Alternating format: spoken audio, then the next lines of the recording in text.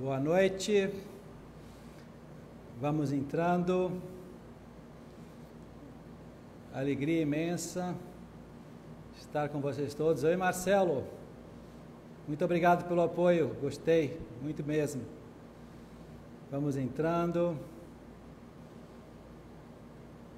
Logo, logo teremos o querido doutor Felipe Duarte. Oi, Helenice. Soube que conseguiu, hein? Parabéns. Muito bom. Vamos entrando, porque hoje a live nos promete. Chamar o doutor Felipe.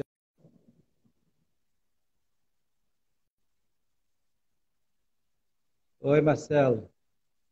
Oi, Maria. Tudo bem? Olá, doutor Felipe, boa noite. Ô, João, tudo bem?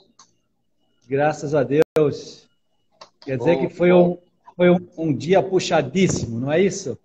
Foi, rapaz. Quase que eu não chego aqui no horário para nossa live, mas Deus providencia tudo, né? Que bom que você, na plena segunda-feira, onde está todo mundo meio confinado, meio preso, né, e você consegue trabalhar, isso é uma alegria para mim, né? Me consola, além do mais.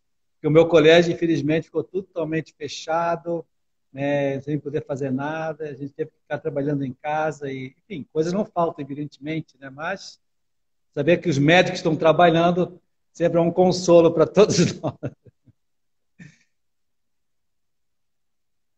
Ih, o seu som sumiu. De repente, o seu som sumiu. Eu estava te ouvindo e o som sumiu. O que aconteceu agora? Ih, rapaz, o que está acontecendo? Opa, Opa, voltou. O que voltei? era? Voltei, tá me ouvindo? Tá ouvindo? Você está me ouvindo? Beleza. Você está me ouvindo? Ótimo. Então, Tô. você tinha sumido, graças a É, Deus. Então, tá bem. Era algum problema aí de mau contato com o fone, talvez, é isso? eu acho que é o fone que tá ruim. Na verdade, Tá, muito bem. eu não me adaptei ainda. Eu aperto ele sem querer, às vezes ele sai. Mas vamos ficar sem ele para não dar problema. Boa, assim a gente fica mais tranquilo. Ô, Marcelo, então, Marcelo, Felipe, uma coisa que eu aqui fiquei muito feliz que eu tenha aceitado esse convite, né, para conversar sobre... Hoje eu vou conversar sobre o meu grande e-book. Para quem não sabe, o Felipe acaba de lançar o livro Castidade dos Jovens, não é isso? Sim, Inspirado sim. na vida. Antes da gente começar a falar do livro, que é o tema da nossa live, eu queria que você aproveitasse para expor um pouco do seu curso, né, a sua aula, que você dá, né, para ter um momento assim também de que as pessoas possam se interessar, ainda se inscrevam, né? Como é que vai ser isso? Sim, João, sim. Eu ultimamente tenho conversado muito, né, sobre esses temas envolvendo a sexualidade e a castidade para os jovens. E, na verdade, eu estava conversando sobre isso com os casais, de uma maneira geral, e acabou esse tema caindo aí nas graças da galera mais jovem. E isso gerou um movimento muito legal dentro da página, né?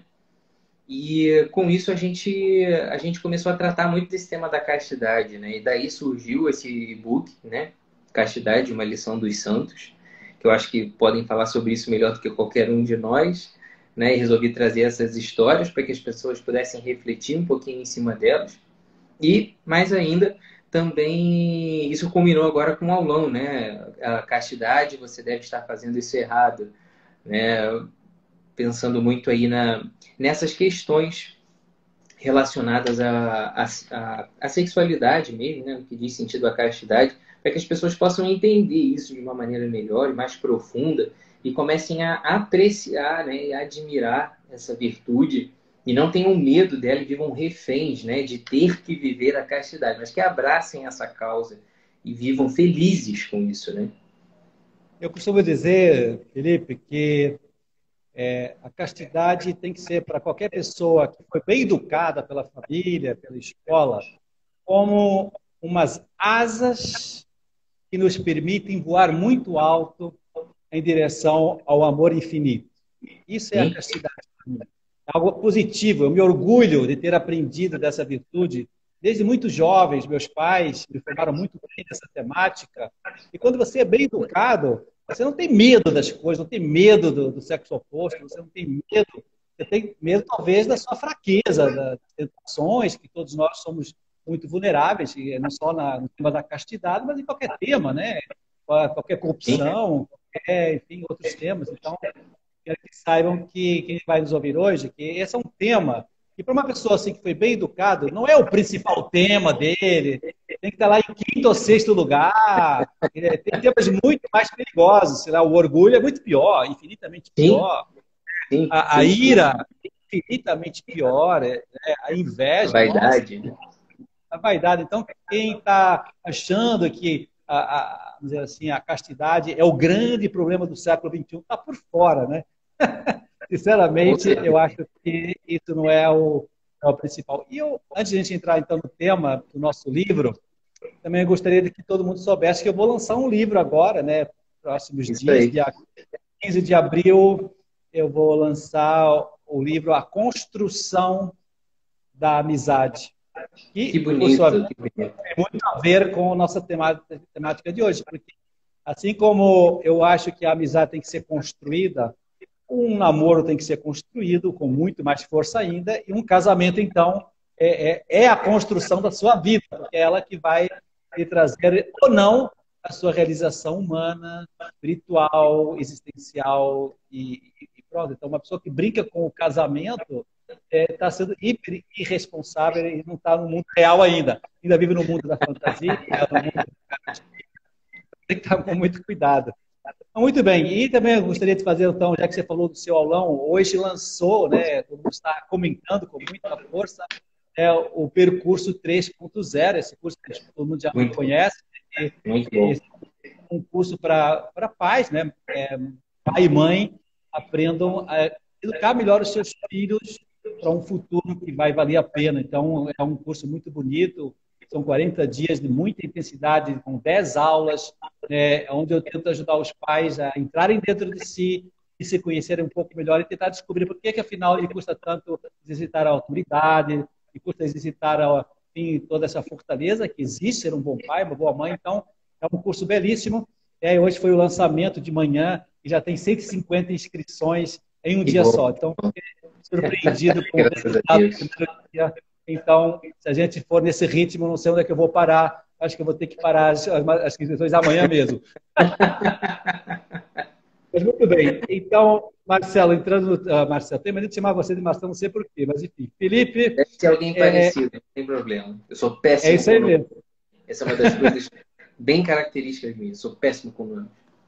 Então, eu vou, na live de hoje, eu vou fazer algumas citações do seu livro. Eu estive lendo o seu livro com muito carinho no fim de semana, gostei muito. Está muito bem construído.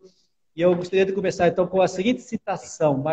Felipe, podemos dizer, em suma, que a castidade é a medida certa do amor, que integra a sexualidade à pessoa humana e a exerce depois de maneira boa e fiel, de acordo com a sua natureza e dignidade. Essa frase me levou logo de cara, quando eu peguei seu livro, está logo no primeiro capítulo, porque efetivamente eu penso que o grande problema da castidade é as pessoas não serem educadas na escola, na família, a se tornarem pessoas humanas. Elas não sabem que têm que se tornar pessoa humana. Esse é o objetivo da educação.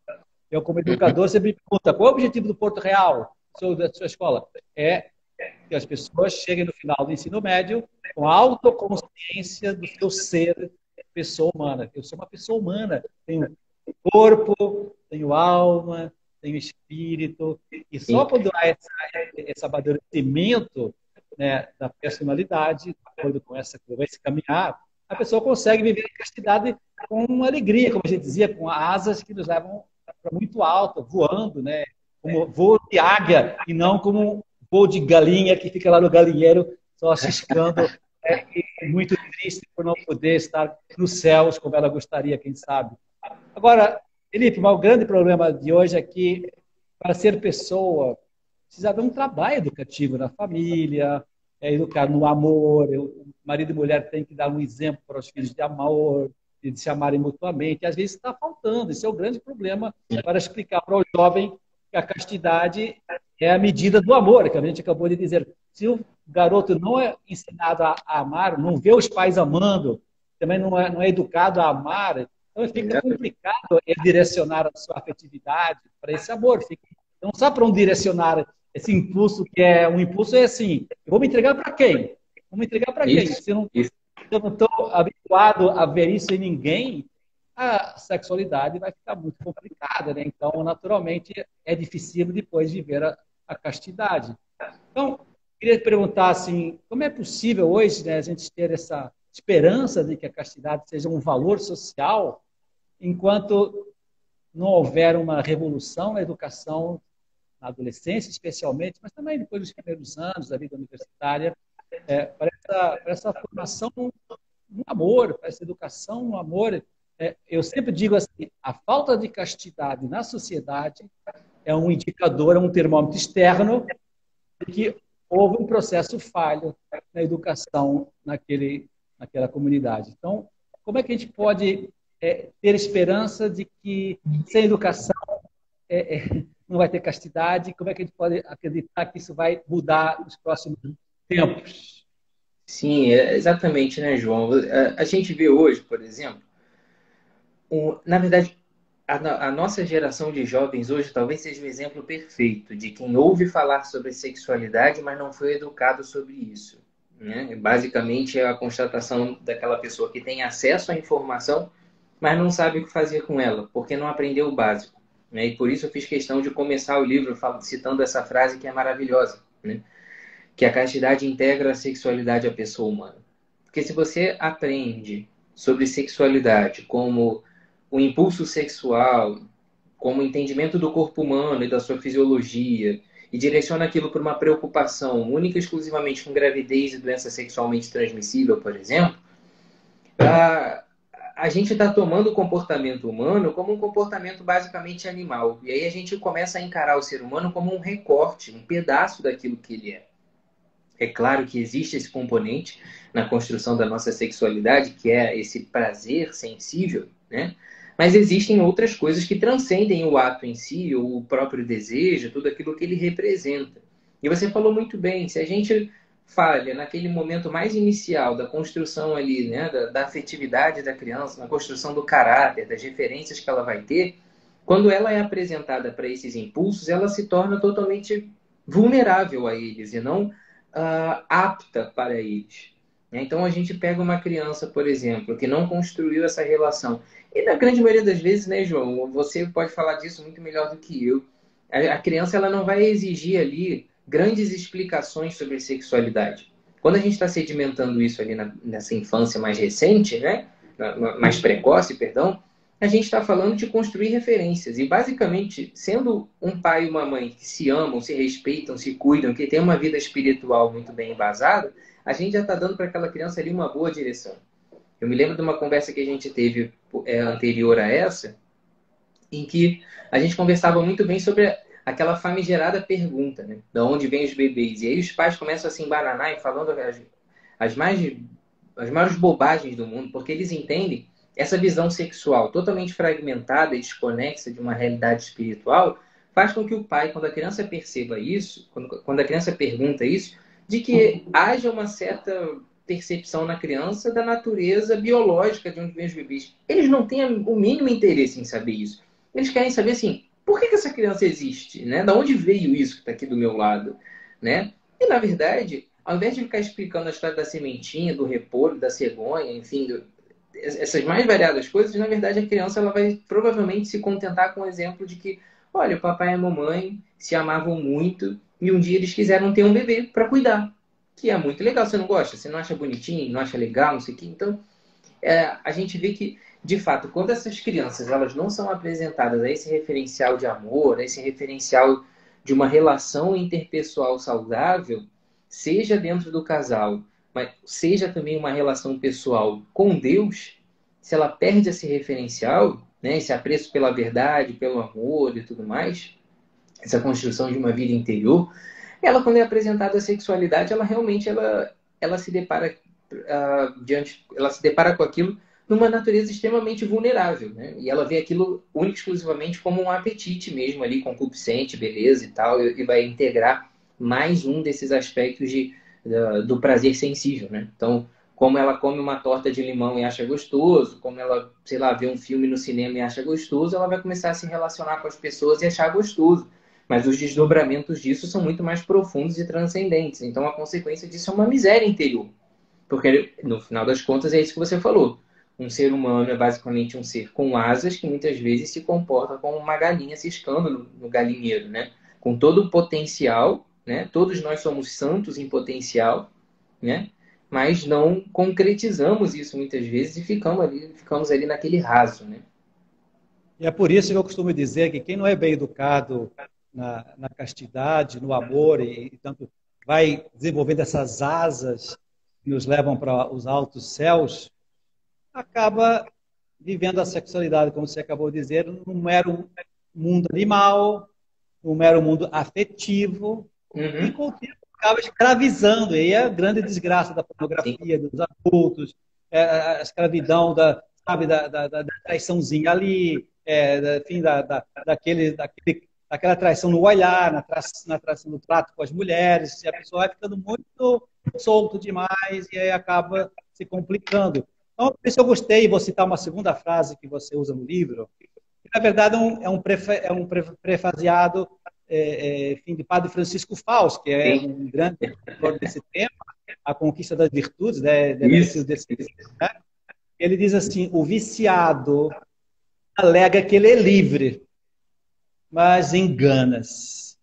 Quando pratica os vícios ligados ao prazer físico, diz que faz o que quer porque é livre, mas na verdade só faz o que não consegue deixar de fazer, e eu completo, porque ficou viciado, porque ficou dependente, já não tem Sim. mais o poder de não querer, portanto, não tem mais o poder de amar ninguém, porque se tornou escravo.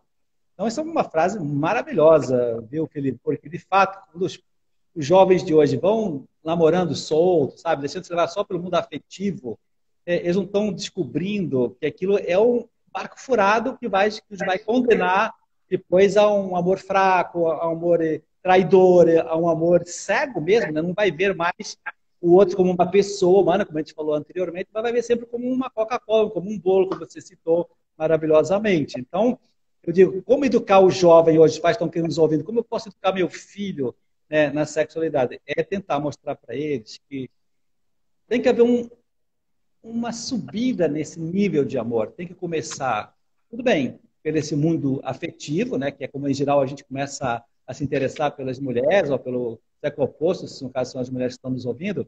A gente começa primeiro pelo aspecto afetivo, beleza, ela é bonitinha, né, é assim que a gente fala, né, pô, ela me atrai. Mas, pô, ficar só nisso, pelo amor de Deus, é uma coisa muito pobre. Então, a gente tem que educar o jovem, peraí, tenta descobrir dentro desse bonitinho o que ela tem por dentro, se ela tem motor, né? Se ela tem virtudes, se ela tem qualidade, se tem paz, se tem boas ideias, porque senão aquele pedaço de carne lá vai cansar logo e você vai descartar como uma Coca-Cola que você joga no lixo.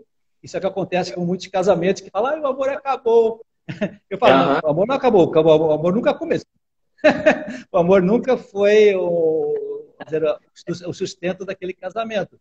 Então, um bom Exatamente. pai tem que fazer com que o filho tente penetrar mais profundamente, no caso, na futura namorada, ver se aquilo realmente tem valor, tem qualidade, mas tem que chegar a um terceiro nível, que é justamente o nível da força de vontade, disso de se entregar, de saber esperar, porque eu penso que o grande problema das vezes do jovem não conseguir amar é que ele já se gastou todo no namoro, já se estragou todo naqueles primeiros anos da adolescência e não soube esperar o momento de se entregar totalmente a alguém que merecia essa entrega total e para sempre. Porque eu sempre Uhum. gosto de dizer, viu, Felipe, que o amor verdadeiro, para ser real, ele tem que ter três condições. Quem está nos ouvindo, guarda essa receita. Quer saber se o seu filho está amando realmente? Quer saber se você, adulto, está amando realmente a sua esposa? É se você é todo do outro sempre. Sempre as três condições têm que se dar necessariamente. Quando falta uma delas, o amor não se constrói, tem um vazamento, né, em algum pedaço da sua alma que vai esvaziar o seu amor e nunca vai construir. Então, pergunto, Felipe, como clarear as pessoas que esses momentos de namoro, que são muitas vezes afetivos, ainda não são momentos definitivos, ainda não são momentos de você, de alguma maneira, enfim, poder transar, vamos ser claros. Não é o momento Uhum. ainda, porque ainda é um amor um pouco instável, aquele namoro. Não sei se vai ser a minha mulher definitiva. E, em geral, a gente tem experiência disso, que quando a pessoa tem essas experiências pré-matrimoniais, em geral não dá casamento. Em geral, dá briga, dá egoísmo mútuo e não vai para o lado, porque na verdade não havia um amor verdadeiro. Você cita no livro uma frase que agora eu vou citar lá na íntegra, que diz assim: se nos amamos tanto, podemos encarar nosso desejo como algo desordenado, se isso nos fará tão intimamente unidos.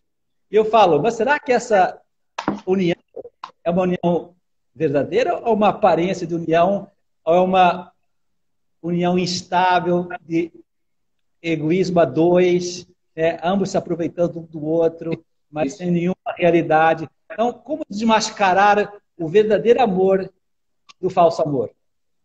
Exatamente, João.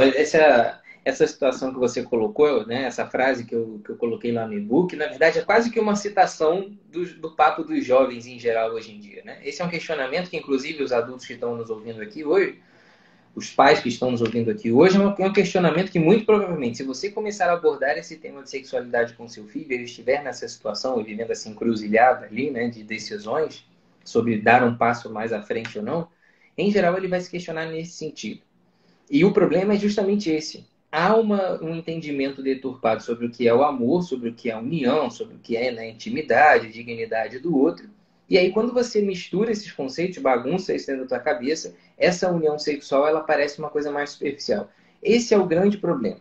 Se a gente for considerar o ser humano, né, como pessoa, né, de maneira totalizante, por assim dizer, a gente consegue entender que duas pessoas que estão vivendo um namoro, por mais que se amem, por mais que se desejem, por mais que se queiram bem, estão no momento ali de se conhecer mutuamente, né? Então, nesse momento inicial, elas estão tocando meio que a superfície um do outro.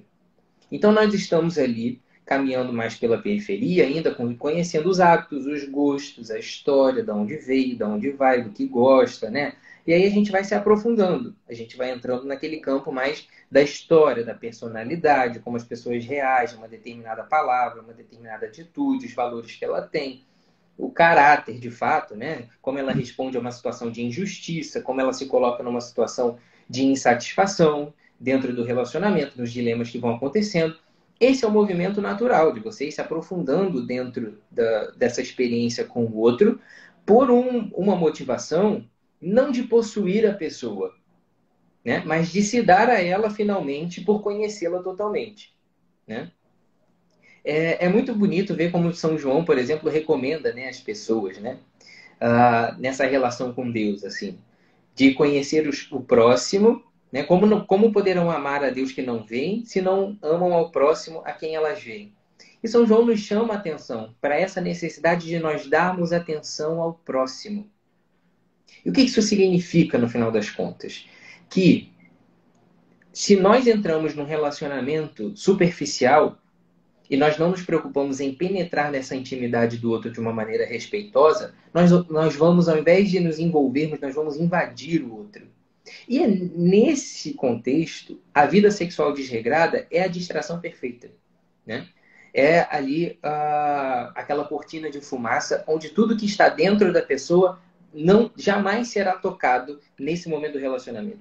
Se eu não me engano, eu também cito uma frase de São João Paulo II, que ele falou muito sobre essa questão, e ele fala numa conversa que ele teve com jovens que foi registrada, né, isso não é um documento propriamente dele, em que ele fala que a experiência mostra que muitos casais, quando nesse processo de conhecimento começam uma vida sexual ativa, isso muito mais atrapalha do que ajuda. É o inverso da frase que eu cito lá do questionamento do jovem. Se eu o amo tanto, por que eu não posso ter relações sexuais ou ter um momento de uma intimidade mais profunda se isso vai nos unir tanto? Pelo contrário, a vontade que essas pessoas têm quando partem para essa esfera sexual é um atropelamento das coisas, da ordem, né? E por isso que é muito bonito quando você fala o todo, o teu e para sempre. É muito bonito ver que, naturalmente, quando a igreja defende matrimônio, ela está falando disso. É uma entrega total, né? Em que duas pessoas se servem mutuamente. E não há ali uma promessa de possuir, de ser dono, de mandar. Pelo contrário, eu te prometo ser fiel, amar e respeitar na saúde, na doença, na alegria, na tristeza, né? Enfim, em todas as circunstâncias da minha vida, né? Até que a morte nos separe. Isso é muito profundo, isso não são palavras ao vento, isso não é um mero compromisso social, não é uma coisa só para constar, para acalmar a família, né? E para ficar tudo bonitinho e tirar foto. Existe um profundo significado nessas palavras, que é essa necessidade de, primeiro, dar atenção às coisas primordiais. Né? Organizar tudo, ordenar esses nossos sentimentos. Então, primeiro, você conhece o indivíduo. Depois você se apaixona por ele. Depois você firma um compromisso. Aí sim você tem trânsito livre para penetrar nessa intimidade. E esse trânsito livre, esse último momento, é de fato o matrimônio, onde há uma promessa, de fato, de homem para mulher, dois adultos, né, que se comprometem ali. Quando não existe essa consciência, não há sacramento, de fato, que salve isso, né? Como um milagre, como se a aliança no dedo fosse um ritual que exorcizasse todos os males. É isso que você falou. Esses casais com uma vida sexual extremamente ativa, que se dão super bem, enquanto cada um paga os seus boletos, cada um na sua casa deu problema, se estranhou, cada um foge para sua família, e depois, quando tudo acalmar, se encontram novamente e voltam a uma vida sexual superficial, essas pessoas, quando casam, não duram 1, 2 anos. É impressionante. Ou vivem dentro da mesma casa, assumem relacionamentos eventuais extraconjugais, ou simplesmente sepultam a sua vida sexual. Por quê? A sexualidade era motivada por um desejo superficial. Não era uma vontade de pertencer, não era uma vontade de se unir, era uma vontade de ter uma sensação gostosa, ter uma sensação agradável. E essa sensação gostosa e agradável, isso é o mais maravilhoso de tudo.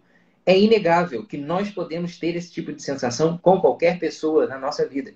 Então você não precisa, para ter esse tipo de sensação, se relacionar única e exclusivamente com a sua mulher, de fato. E a falta de compreensão da alegria que vem depois dessa sensação de prazer, mas desse entendimento, né, transcendente de união, né, desse compromisso, desse bem árduo que se tem com a relação, que não é esse prazer mais superficial, mas esse gozo, de fato, dessa presença compartilhada ali, né, desses dois que se sacrificam, fazendo da sua cama um verdadeiro altar, ali onde duas pessoas se sacrificam, ali existe essa relação pessoal e exclusiva. No prazer, pelo prazer, não há exclusividade. Qualquer um é capaz de despertar, inclusive a internet, inclusive a imagem, a revista. Não há uma diferença. Né? Por isso que tantas pessoas dividem a atenção entre o casamento e a pornografia, porque ainda não entraram no prazer transcendente que a vida sexual plena e totalizante é capaz de dar, como São João Paulo II fala maravilhosamente. E qualquer entrega que não seja total entre dois seres humanos, ela é falsa, ela é superficial, porque ela não é tudo que aquela pessoa pode dar. Se a gente caminha não dando tudo que a gente pode dar, a gente vai encontrar essa mesma sensação com qualquer um. E aí são essas pessoas que precisam de cada vez mais. Isso existe tanto do ponto de vista biológico, né, de neurotransmissor, que se você transforma a sua vida sexual meramente numa experiência de ratinho de laboratório, tendo que ir lá toda vez para sentir aquele estímulo, você vai precisar cada vez mais, quanto na questão existencial mesmo. Né? Se você não consegue compreender a beleza daquilo que está vivendo, você vai ter uma experiência superficial continuamente. Ou você vai viver um casamento superficial e nulo, praticamente, ou você não vai conseguir nunca se envolver dessa forma com ninguém. E é por isso que eu gostei muito dessa outra frase. Quer ver que eu estou descobrindo as frases pela tua fala. Está tão bacana. Está parecendo que a gente combinou tudo isso. Olha, não combinamos nada. Quem está nos escutando saiba disso. Mas é o raciocínio lógico. Na verdade é isso. A gente está fazendo aqui um raciocínio lógico do que deve ser o amor verdadeiro, o que deve ser a castidade. Qual a frase que você diz? Em outras palavras, errar menos na castidade não pode ser um mero alívio de consciência, sabe? Como se fosse assim, não estou pecando mais, não estou errando mais, não vou para o inferno, sabe? Isso. Ninguém consegue sobreviver nesse tema encarando a castidade por essa via. Eu nunca conheci ninguém que perseverasse nessa virtude por aí. Aí você continua, vírgula, mas uma transformação verdadeira, motivada por um amor genuíno, que nasce de um coração apaixonado, antes de qualquer coisa, pelo próprio Deus. Então, aqui é um tema muito importante que eu queria assim, fazer um bruta zoom quem está nos escutando. Eu acredito que as pessoas não sabem que a finalidade última da sexualidade humana é unir-se com Deus. Não sabem.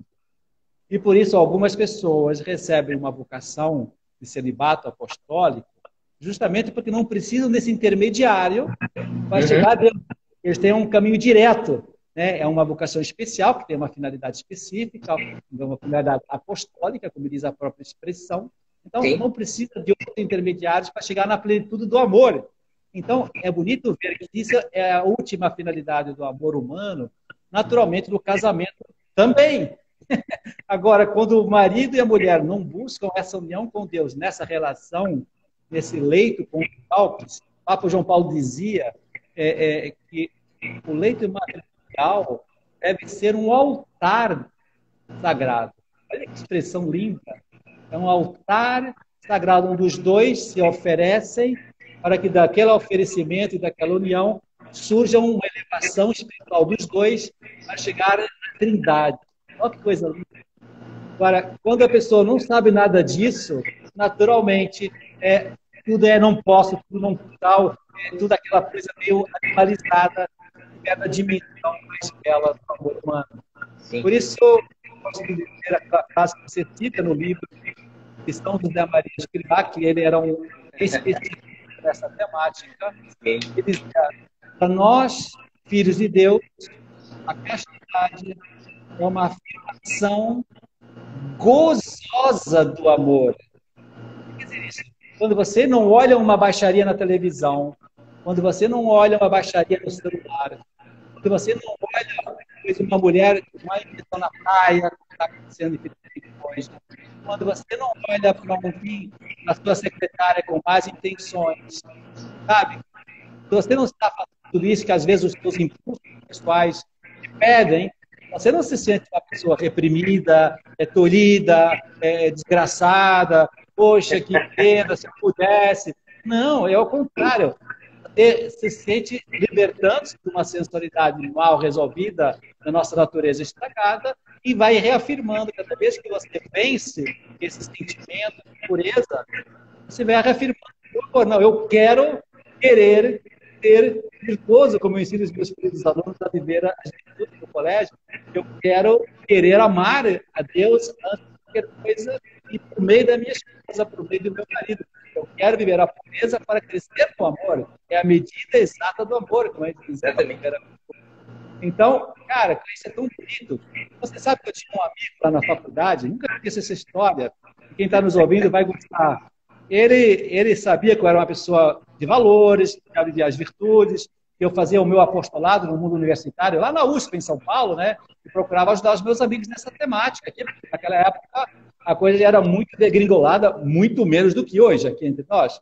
Para todos os efeitos, quando eu entrava no centro acadêmico, todo mundo sabe o que é o centro acadêmico, né? Aquele lugar que organiza festas, viagens, eventos. Eu entrava no centro acadêmico, o pessoal falava assim, olha aí, o João Malheiro está entrando aí, baixa esse computador aí, estavam vendo lá uma baixaria qualquer. Sim. Ele não pode ver essas coisas. Né? E eu dizia, olha, não é que eu não posso ver essas coisas, eu não quero ver essas coisas. Eu não quero sujar minha alma e perder o bom que eu tenho aqui dentro. Então, hoje, infelizmente, esse meu amigo não está muito bem. Né? Eu acho que ele já estava, então, minado desde aquela época. E eu posso dizer que eu me sinto muito feliz no amor a Deus e no amor aos outros. Então, eu penso que aquela promessa de Cristo, né? Felizes os puros de coração, porque verão a Deus, é uma realidade verdadeira quem experimenta o amor humano e o amor divino fundidos num único amor. Agora, Felipe, você acabou de falar uma coisa muito importante, né? Efetivamente, as pessoas não valorizam o matrimônio, não valorizam esse sacramento, talvez por falta dessa fé, falta essa descoberta do amor divino, né, no meio do mundo humano. Então, é possível, você acha, viver a castidade sem a ajuda e a graça de Deus? Pois é, João, essa é uma questão fundamental que a gente entenda, né? A castidade, ela é uma graça concedida aos humildes, né? A vida de humildade é uma vida pautada nas virtudes, de fato. E você não vai conseguir ter uma vida verdadeiramente virtuosa se você não encará-la por esse prisma da, da graça, né? Por que eu digo isso? Porque senão a castidade vira um heroísmo. E esse heroísmo vira uma soberba. E essa soberba vai envaidecendo o ser humano em si mesmo, até que ele, inevitavelmente, ele vai cair novamente. Ou ele pode até ser, por uma visão mais pragmática, uma pessoa extremamente correta. Mas lhe faltará a alma daquela virtude, que é a caridade. Então, se você vive a castidade meramente por viver, é bem possível que você viva uma vida miserável, por assim dizer. É aquela pessoa que cumpriu o ritual, não fez aquilo que ela poderia considerar mal ou impuro, mas ela não fez por um desejo de cuidar do próximo, né? De amar o próximo. Um sentimento muito parecido com esse é o que acontece com aquelas pessoas mais puritanas.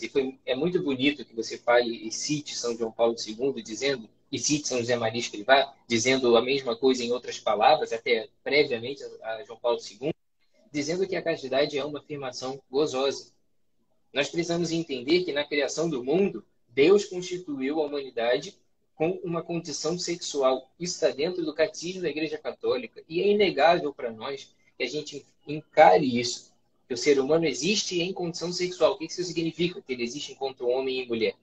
E que existe uma natureza e um aspecto do amor humano que é este amor sexual, que envolve exclusivamente homem e mulher. E Deus viu que era bom. Deus quis construir uma companheira para o homem, enfim, um companheiro para a mulher. Eu não estou falando aqui em ordem de criação, estou falando dessa lógica amorosa de Deus, que pôs na humanidade essa mesma capacidade generosa dele de gerar, né? E coube a esse amor específico gerar biologicamente novas vidas. Isso é de uma profundidade absurda. Por quê? É neste amor vivido também sexualmente que o homem e mulher conseguem se realizar plenamente numa vida familiar. E por isso, para mim, soa como natural, né? Natural que um casal, depois de uma relação sexual extremamente prazerosa e unitiva, né? E íntima, que esse casal se sentisse assim, tendo feito uma oração, de fato, né? Como que agradecendo a Deus mesmo pela sua vida através de uma vida sexual, uma vida conjugal bem vivida, também na vida sexual. A gente não pode perverter as coisas, né? E achar que o desejo humano é algo impuro. Pelo contrário, é o que ele faz com esse desejo que surge naturalmente, para onde ele direciona isso, que pode fazer do homem um ser impuro, né? Que trai a sua vocação de ser feliz, de não ser escravo disso. Eu citei no e-book o próprio Santo Agostinho, né? Que é um santo muito conhecido por esses dilemas com a sua castidade, né? E que de maneira especial ele enumera isso também para as pessoas. Ele ressalta isso para as pessoas. Vai ver, quer ser feliz, meu filho? Ser casto, né? Porque essa é uma das formas mais eficazes de domínio das suas paixões. Quando a gente domina as nossas paixões, a gente consegue direcionar isso de uma maneira mais eficaz, tanto aos homens quanto a Deus. Então, quando a gente olha para a vida sexual com esse olhar da graça, né, quando a gente olha para a nossa vida conjugal, a vida familiar, para a vida das virtudes de uma maneira geral, com o olhar da graça, a gente entende que existe um quê sobrenatural, que não é um mero cumprimento de dever, mas que existe um objetivo maior na prática das virtudes. Qual é a alma das virtudes? É a caridade. E qual é a finalidade da caridade? voltar para Deus, né? Voltar para Deus. Quem vive a castidade com o olhar da caridade consegue vivê-la de uma maneira sobrenatural. Afinal de contas, é isso que nos permitirá ser salvos. É essa vida na graça de Deus, como essa verdade que nós precisamos alcançar com amor o tempo todo, né? Com amor, não é o cumprimento de uma obrigação. Porque é o que você falou, tem muita gente que vive refém do medo de ir para o inferno a vida inteira, né? E não é isso que Deus espera de nós. Uma vida com medo de ir para o inferno, mas uma vida de uma afirmação gozosa, como fala São José Maria Escrivá. Não só nessa virtude, mas em todas as outras. Ah, meu Deus, eu queria tanto roubar, mas não dá. Esse dinheiro todo aí eu não posso roubar. Não, que bom que eu consigo vencer esse meu instinto egoísta de não possuir o que não é meu. Essa mesma visão deve se deslocar para a castidade, né? Não adianta nada você viver a vida inteira sendo honesto e se inferiorizando por isso. Eu sou um otário porque eu não consigo nem pegar um dinheiro lá da repartição pública que eu trabalho e desviar para mim. Que sentido você deu a essa caridade da honestidade que você teve? Né? Não, não tem sentido. A gente enxerga isso muito bem nessa virtude, mas muitas vezes não consegue enxergar na castidade ou encarar a virtude dessa forma.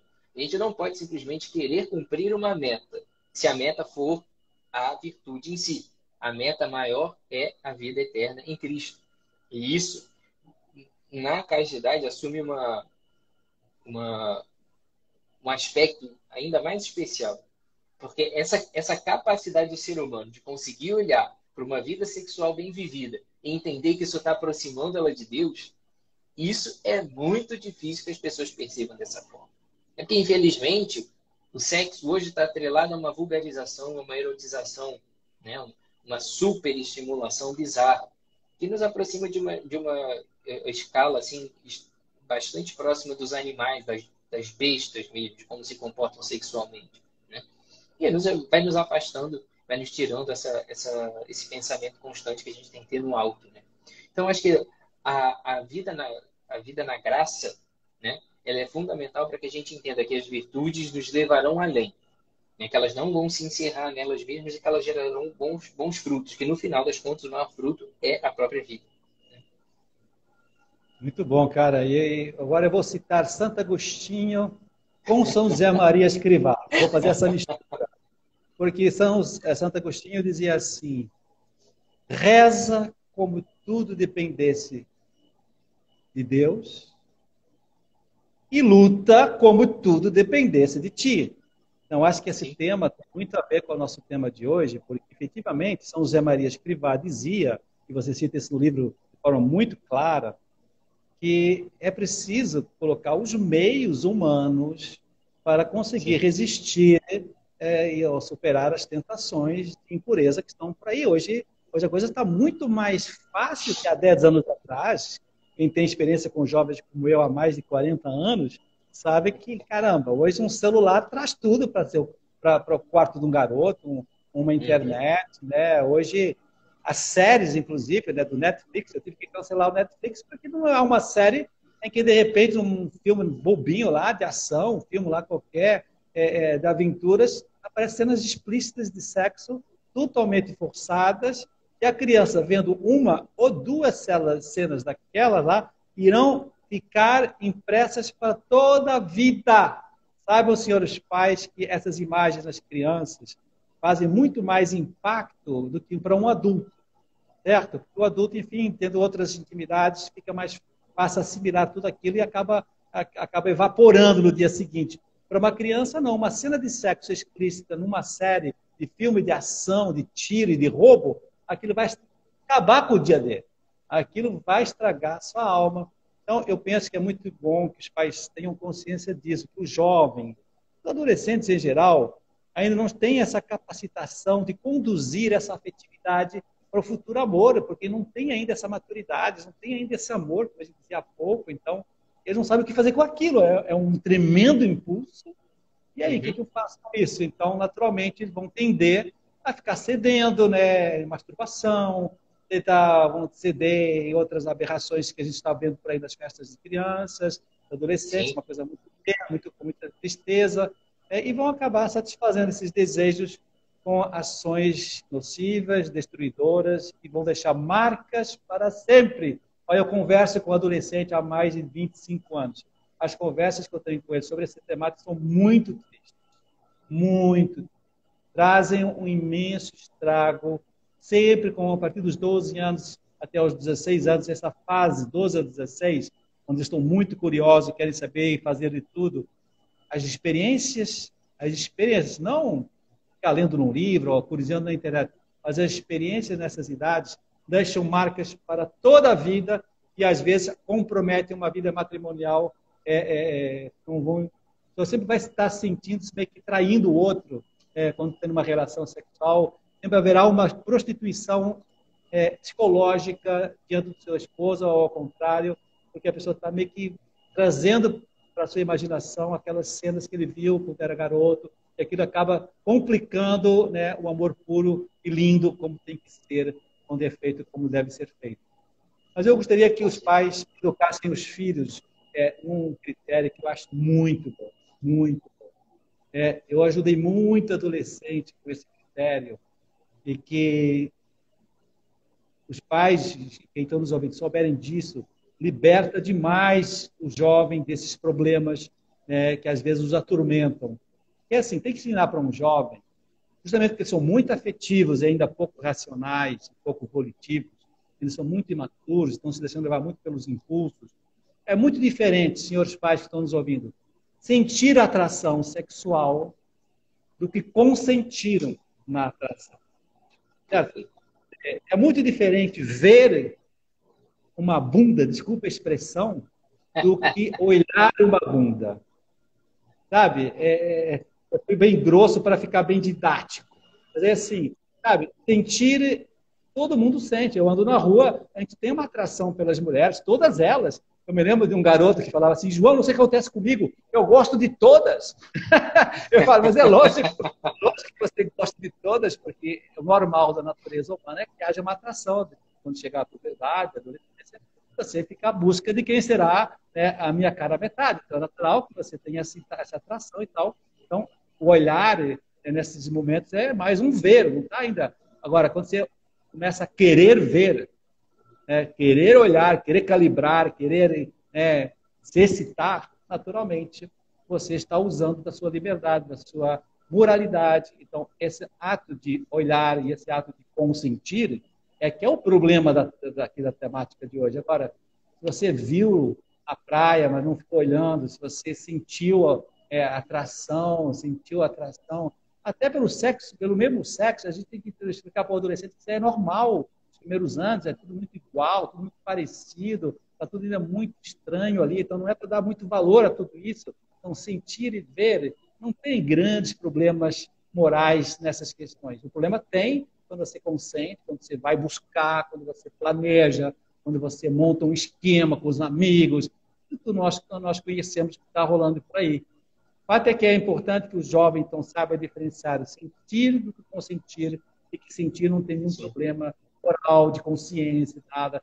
Que ver e olhar é uma coisa, que sentir e consentir é outra. Agora, eu penso que muitas vezes as pessoas não estão educando os filhos nessa luta para guardar a vista. O pai não vai lá e não muda o canal quando está passando uma cena ruim. Tem vergonha, tem preguiça, tem medo de ser chamado de retrógrado, de fundamentalista, de pai antiquado. Então, deixa rolar. O filho precisa ver. Não, e não sabe que está fazendo muito mal. Então, eu tenho falado muito nos últimos dias, né, de mães contra a corrente, né? Você já ouviu falar disso, né? Eu queria que hoje também pais que estão me ouvindo, se tornem também pais contra a corrente nesta matéria dentro da sua família. Não permita que entre um vulgarismo, um naturalismo. Ah, beleza, está todo mundo andando pelado pela casa, está todo mundo, sabe, em trajes íntimos. Não permita um ambiente desse estilo, porque estará causando uma falta de sensibilidade que nós temos que ter para ficar espertos diante de situações de festas, de amizades ruins, de viagens inconvenientes. Então, eu acredito, Felipe, queria que a sua opinião sobre isso. Eu acho que hoje há uma certa anestesia nas famílias, né? Um acostumamento. Você sabe uma coisa que eu já descobri que é diferente um jovem de Petrópolis, um jovem do Rio. O fato de Sim, um jovem ver mulher pelada na praia desde que ele nasceu deixa sem ele dúvida. pior. E um jovem de Petrópolis, espero que alguém que esteja escutando de Petrópolis se orgulhe disso, é uma pessoa mais equilibrada, mais culta, mais normalzinho dentro dessa temática, essa qualidade. Enfim, eu não tive a oportunidade de ficar vendo muita besteira nas praias do Rio de Janeiro. Então, senhores pais que nos escutem, não se sensibilizem, não se anestesiem com essas questões, mas vivam contra a corrente. Agora, como é que a gente muda esse quadro, Felipe? João, eu vou te dar dois exemplos muito claros, e o segundo só veio à minha mente depois que você falou essa última coisa de Petrópolis. Primeiro, o meu exemplo, a minha experiência mínima ainda como pai, nesta questão do quanto as crianças são capazes de absorver as experiências nesse momento. Você veja que a minha filha tem 2 anos e 2 meses, né? E a capacidade de percepção de uma criança nessa fase já é absurdamente aguçada. Absurdamente aguçada.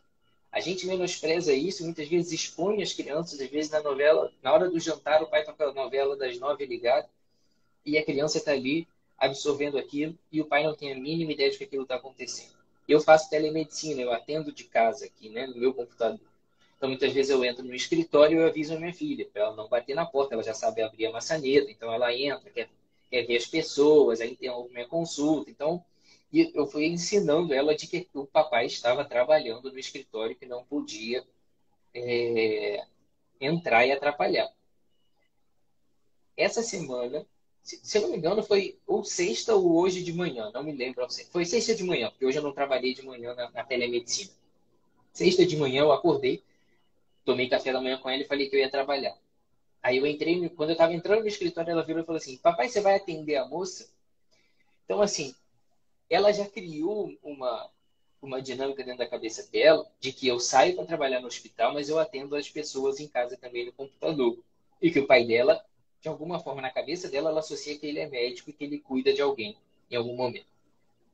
Imagina quando a gente expõe a criança a um raciocínio elementar desse, incorpora ali uma sexualidade desse ponto de vista extremamente materialista, e ela começa a construir essas concepções na vida dela, né, sexuais, dessa maneira totalmente vulgarizada e erotizada. Isso traz um prejuízo imenso. É a mesma coisa daqueles pais que convivem dentro de casa com uma exposição genital da criança, né, extremamente banalizada.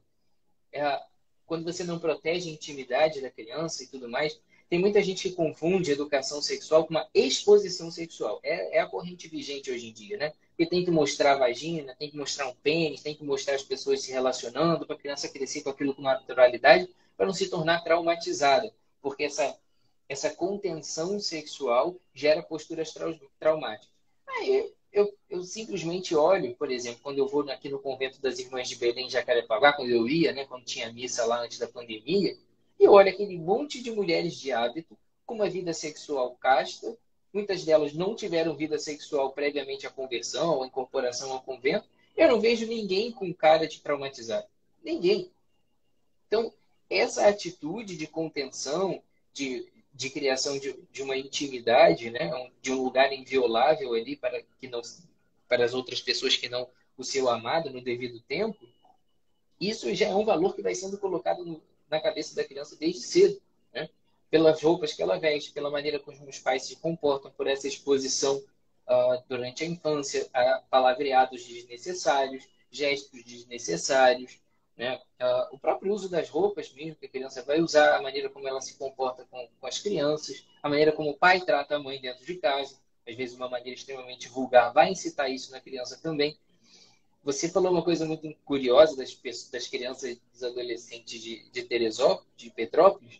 Eu sou carioca, mas eu vivi a minha infância na cidade do interior, entre aspas, ao sul do estado, em Resende. Depois eu fui para Vila Velha, que é uma cidade do Espírito Santo, também não tem esse status todo de uma grande cidade do Rio de Janeiro. E eu me lembro quando eu vim para cá, eu estava ali na quarta série, né, da escola.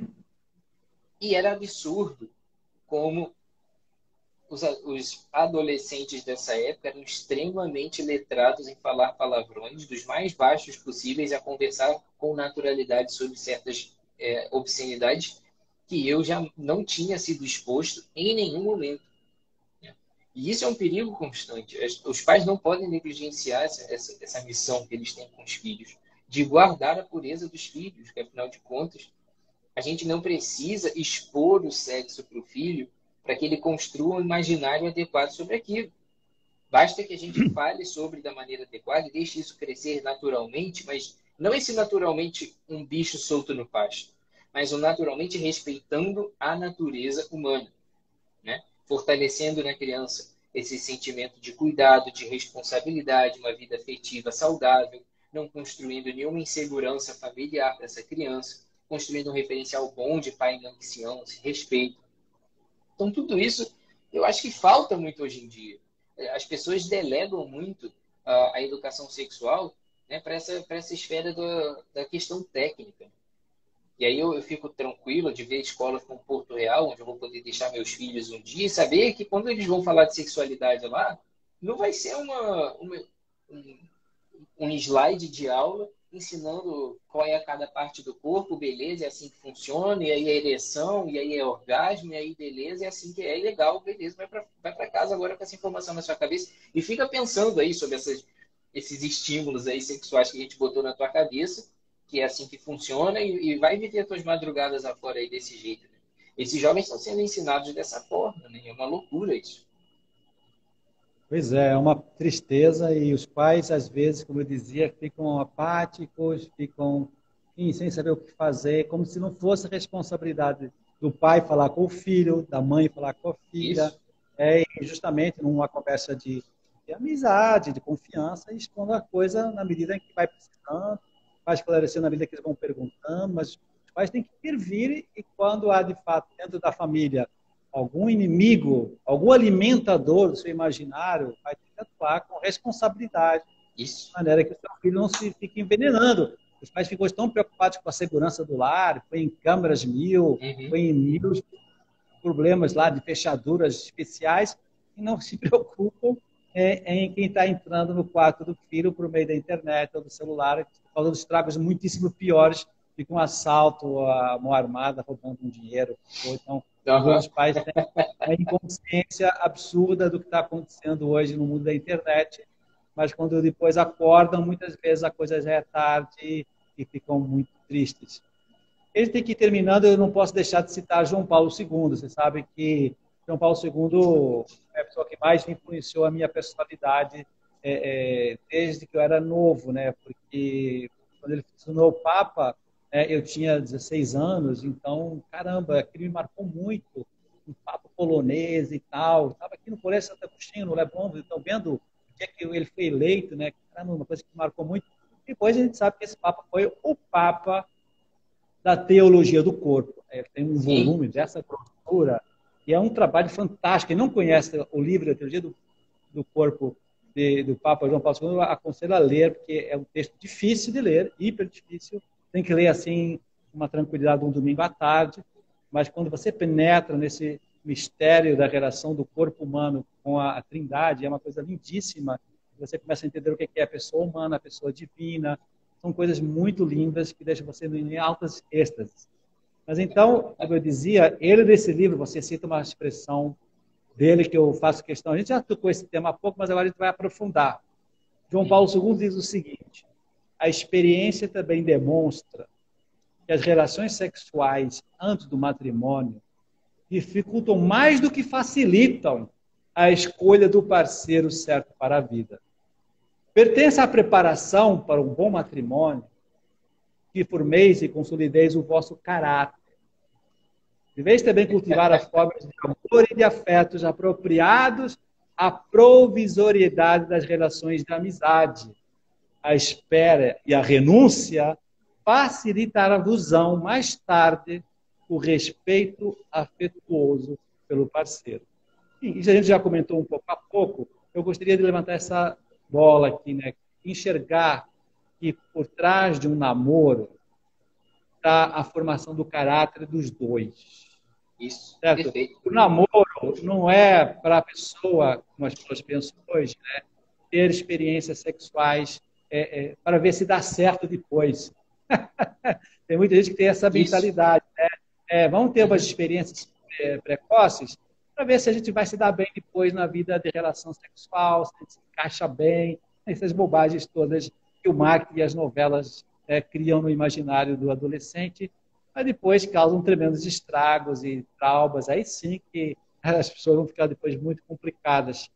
Mas eu queria trazer a seguinte bola, né? Além de os casais que estão namorando, que os pais então têm que insistir na formação dos filhos, na formação do caráter, que é justamente essa capacidade de esperar, o Papa, a capacidade de dizer não, de guardar para o futuro esposo, né? Ou esposa.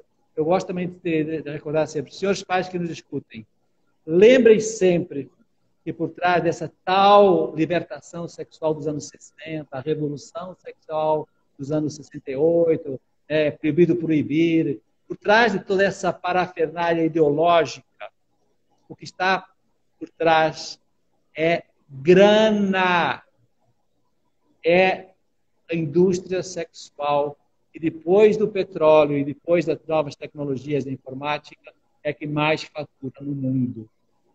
E os pais não percebem que muitas vezes os seus filhos são vítimas de todo esse mercado, né, de aborto, mercado de bordel, mercado de pornografia, mercado de filmes, mercado da cultura. Tudo isso é grana. É gente que não está nem aí com o mundo transcendente, não está nem aí com o mundo do amor, já está estragado mesmo. Então, já está estragado mesmo, então que todo mundo vai estragar comigo. Há um niilismo existencial no momento, no mundo cultural.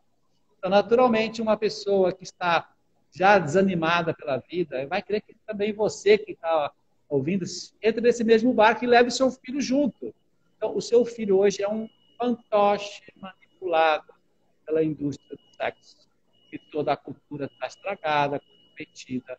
A imensa maioria, vamos salvar alguma novela, algum filme, algum livro. Naturalmente haverá um ou outro que se salva ainda, assim, uma agulha no palheiro. Mas eu queria que os pais entendessem isso. E quando vem esse papo, né? Mas deixa o filho fazer o que gosta. Estamos numa nova era, né? Como os adolescentes gostam de falar, né? Os costumes de hoje não são os mesmos da sua época. Você é um pai traumatizado que não pode fazer o que a gente pode fazer. Então vem todo esse papo aí, por trás de tudo isso tem o quê? Grana.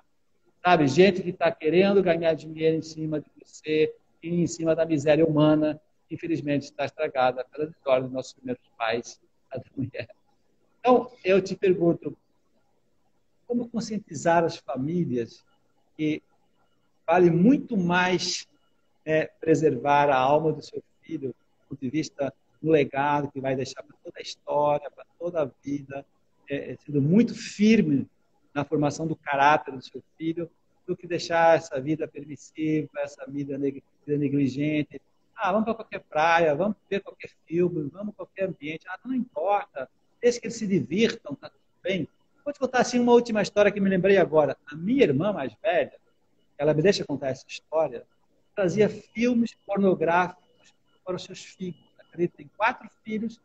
E ela estava naquela época libertária, né, dos anos 80, 90, e fazia, e eu falava, mas minha querida irmã, não quer matar seus filhos? Eu falava bem forte. Ela falava, mas eles gostam, João. É assim que você educa porque eles gostam? Mas olha, a complicação que essa minha irmã teve, tem até hoje com seus filhos, é absurda. Ela já, obviamente, já me pediu desculpas 1000 vezes, já percebeu o seu erro 1000 vezes, mas infelizmente continua pagando a conta até hoje, e eu não queria que ninguém que está nos ouvindo agora tenha essa mesma conta para pagar daqui a uns anos. Estou querendo te despertar para uma questão muito séria, que é que por trás de toda essa libertinagem sexual há interesses econômicos, interesses materialistas e interesses claramente políticos de manipulação das massas. Sim, e quanto mais você liberta o sexo, as pessoas pensam menos e são mais facilmente conduzidas para o que querem. A gente vê em toda a Revolução Russa, vê toda a história da humanidade e vê atualmente também, no Brasil. Então, eu queria que você, enfim, fechando nossa live, né, que já passou mais de 1 hora, né, a gente discutisse essa temática, como os pais não serem tão inconscientes, toda essa manipulação econômica, política, social, e arregassem as mangas, lutem contra a corrente desse mal que está aí, que é muito mal, e salvem seus filhos e os preservem do bem.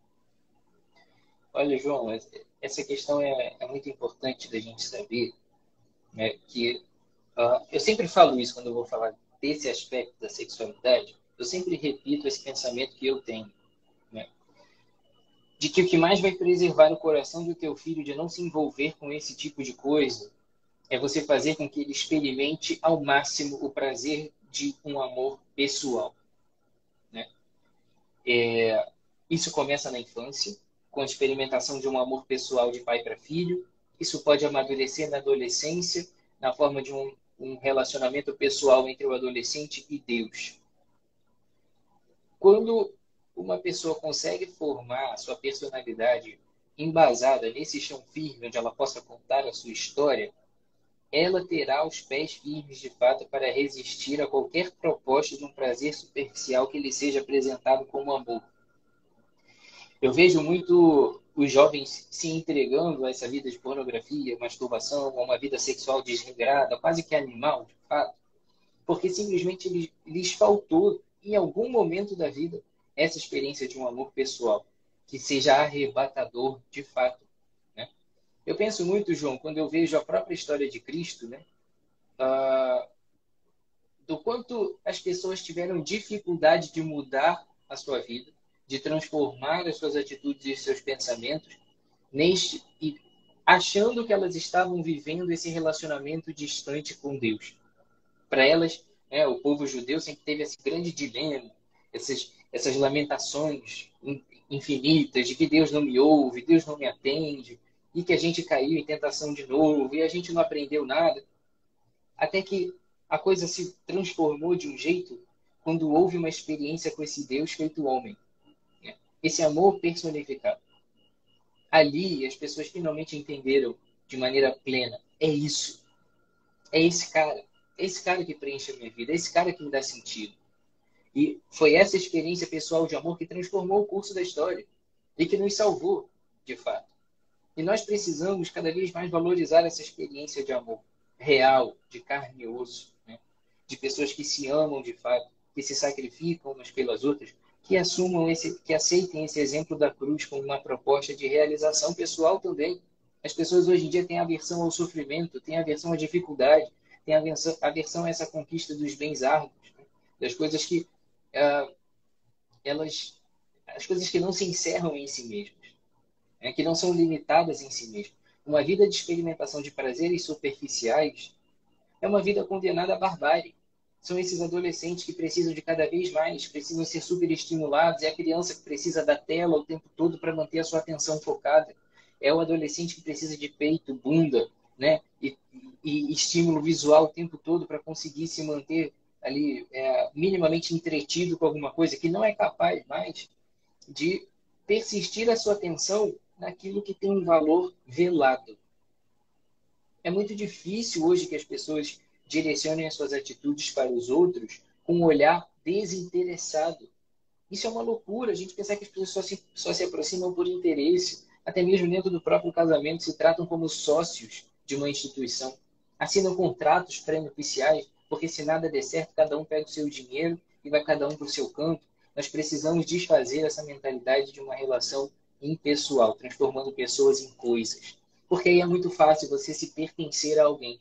Você pode ser adquirido por um pacote ideológico, você pode ser adquirido por um governo, você pode ser adquirido, né, por um movimento coletivo, né?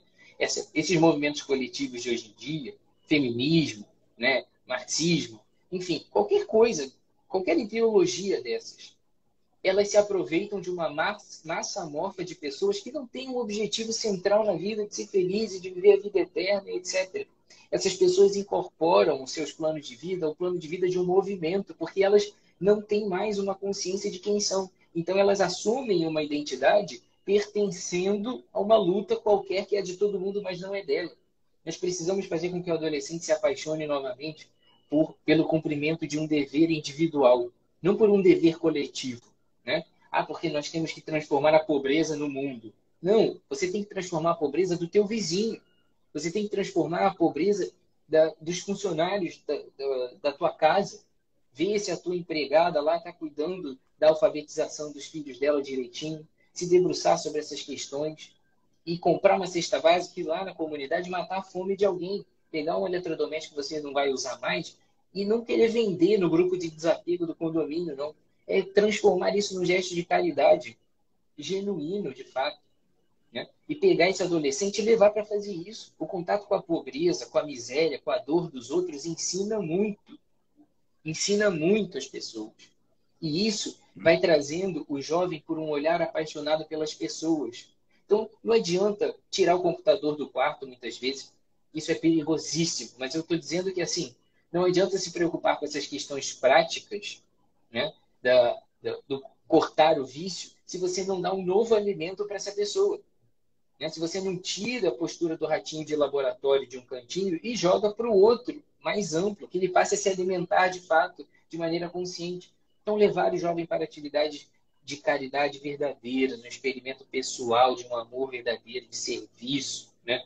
De fazer alguma coisa que preste para alguém, de começar a trabalhar dentro de casa para ajudar na organização do lar, ajudar a ter responsabilidade com as tarefas diárias e saber que isso é importante, que isso não é uma bobagem, e que isso tudo vai construindo o caráter do ser humano já na adolescência, fazendo com que ele se apaixone por uma vida de carne e osso. Essa pessoa que se apaixone por ajudar alguém de fato, que tem o prazer de fazer por alguém que não vai dar nada em troca para ela. Eu acho que isso é fundamental hoje na construção do caráter e da personalidade das pessoas, de fato. Porque você não acha que a sua vida é uma tela de computador, é um jogo de videogame, né? Em que tudo tem que te estimular, tudo tem que te dar algo em troca. Né? Eu falo muito isso. É muito triste ver um homem que tem a sua vida pautada em política, e futebol e economia. Então, cara, isso faz parte da vida prática e é legal. Mas você vê um cara apaixonado pela sua família, ele tem uma postura de vida totalmente diferente de um cara que é apaixonado pelo futebol, que trocou a paixão da vida dele, da esposa, pelo jogo de futebol, pelo investimento, né? Pela conta bancária, pelo carro tal. O cara vira um boçal, porque ele se deixou levar pelos prazeres sensíveis que são só uma ilusão. O adolescente já vive isso hoje em dia o tempo todo. É a tela ali, aquela informação fácil, sexualizada, erotizada. Então, vem a mim, vem a mim, vem a mim o tempo todo, me satisfaça, me satisfaça, me satisfaça. E nunca uma atitude de o que é que você está precisando hoje. Você sabe, Felipe, que quando você estava falando e a gente falando da importância da formação do caráter para a construção desse grande homem que está dentro de cada filho, me veio à memória uma história que eu ouvi uma vez, que ela é muito emblemática para a gente encerrar a nossa live de hoje. Alexandre Magno, o grande imperador do mundo grego, né? Você sabe que ele foi formado pelo grande Aristóteles, né? O seu tutor, quem não sabe, Aristóteles foi o grande pensador, depois de Sócrates, Platão, veio Aristóteles. Então, Aristóteles, que era um grande sábio da época, foi responsável por educar muito bem o imperador, desde jovem, para que ele fosse um grande imperador, um grande guerreiro.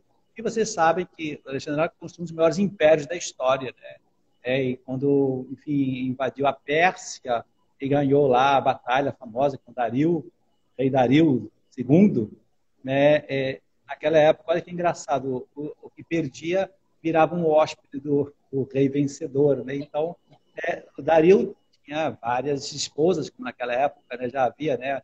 A polimulher, né? Então, poligamia. Então, obviamente, quando o Aristóteles, que era um homem bonito, perdão, o Alexandre Magno era um homem bonito, forte, né? Um guerreiro, diante das filhas de Dario, ele ficava apavorado. Então, sempre que ele tinha que passar perto do quarto das filhas ou esposas de Dario, ele dava uma volta imensa no palácio e as pessoas começavam a achar estranho. Pô, mas, imperador, por que toda essa volta? E ele, então, justificava dizendo: eu aprendi com o meu mestre a seguinte máxima que eu gostaria de explicar agora para os pais que estão nos ouvindo. Aristóteles ensinou assim para o grande imperador de toda a história, Alexandre: não olhes para o que não deves desejar e não desejes aquilo que não deves possuir. E ele justificava, então, a sua atitude por causa dessa máxima, desse conselho que Aristóteles ensinou a ele. Então, acho que é uma ideia muito bonita de terminar. Os nossos pais que estão nos ouvindo, por favor, não fomentem nos seus filhos desejos imbecis, desejos impuros, com celulares antes da hora, tablets, computadores, internet nos quartos. E você estará comentando desejos que não devem ser comentados. E, por sua vez, quando a pessoa começa desde cedo a ter esses desejos impuros, ele só vai ficar calmo, como a psicologia já ensina, quando os possuir na masturbação, na pornografia, ou até nesses namoros imbecis que hoje estão vendo por aí e que vão só, de alguma maneira, destruindo o amor humano, porque destrói o amor humano e a pessoa jamais vai encontrar a beleza do amor, que é o que realmente nos torna felizes. Então, ficar brincando com essa temática é comprometer a felicidade do filho o resto da vida. Perfeito. Coisa que eu não gostaria que aconteça com ninguém que está nos escutando. Por isso eu trouxe esse tema, que é um tema hiper importante no mundo erotizado de hoje. Felipe Duarte, muitíssimo obrigado. Desejo um sucesso imenso no seu curso, na sua aula sobre a castidade. Como é que faz para a pessoa se inscrever? Ainda dá tempo?